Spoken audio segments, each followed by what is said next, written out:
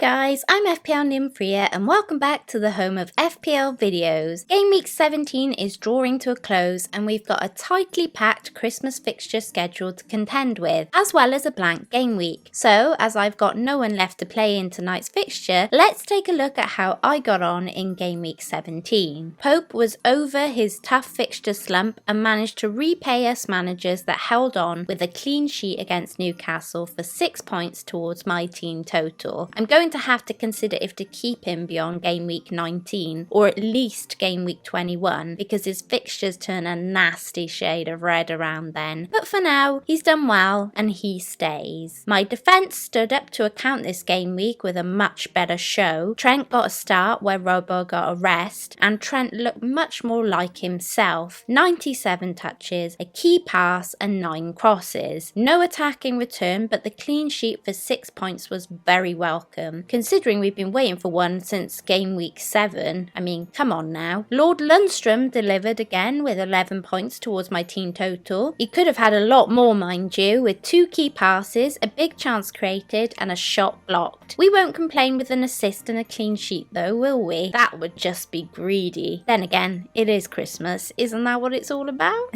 Now, I'm not going to lie, I was sure Leicester would be able to lock down a clean sheet against Norwich, but sadly that was not the case. Soyuncu did try his hardest not to allow the one goal to be extended to more, hence him grabbing a bonus point. Ideally though, I'd have played Rico instead for his 6 points, but against Chelsea, when owning 2 Chelsea attackers, I can't say I ever considered it. In midfield, it was a point sandwich. Mount and Son not delivering anything more than 2 points apiece. A tad bit disappointing given their fixtures, but there we are. Mane was outdone not only by Salah, but by VAR. He did have a shot on target and a shot off target and could have easily been given his goal if not by the tiniest of margins. An assist, an extra point for his minutes played and a clean sheet for 6 points towards my team total. But my wish for a Mane Salah double up is only getting stronger. I just have to figure out how I fund it, which will be more difficult now considering KDB doing very well. KDB getting a mega haul of 2 goals and an assist against Arsenal, giving managers 19 beautiful points. The main reason I didn't sell him this week was that fixture. I think David Silva being out for that game really helped him get those attacking returns in that attacking space. It'll be interesting to see how that unfolds going forward though. Is he back on form or was this just the perfect storm of position and fixture? This is going to be a tough call. Moving on to my forwards, and this is where my team fell a bit flat. I was sure Rashford would have a good game week this week. Everton were clearly ready for him. He had 3 shots on target, 2 shots off target and a shot blocked. To say 2 points were irritating is an understatement, as was Tammy's 2 points with a shot on target and 3 shots off target. I'm now starting to wonder if rushing back to him from Jimenez was the wrong call. I had the gut feeling to sell Sterling early and buckled under pressure and brought him back, only to get rid a few weeks later. This feels very much like a similar situation. I really hope I haven't got back onto Tammy only for me to have to move him on again in the very near future. Vardy just continues to tick along. I'd have got 2 points extra if I'd followed my gut and captained Mane, but any captaincy return is something to be grateful for and I'll happily take the 5 points doubled to 10. Thanks Vardy. All of that means I got 69 points in total. The game week hasn't finished yet, but at the moment the average is 51 and I'm on a green arrow to 215,465. So I've just got to hope I can hold on to that. Any big returns from Zaha or any clean sheets could easily turn that green into a red though, so it's big fingers crossed for tonight. Looking ahead to the blank game week 18 now, and should I free hit? Well, at the moment I have 11 players and 2 free transfers, so I'm not mad keen on using it under those circumstances. But for those of you who are free hitting, and if I were free hitting, my key players would be Richarlison against Arsenal, Jimenez or Jota against Norwich, Maddison against City for form there rather than fixture, and a Man United midfielder in Martial or James, and just a really cheap defence as they have the best fixtures. So it could look something like this. However,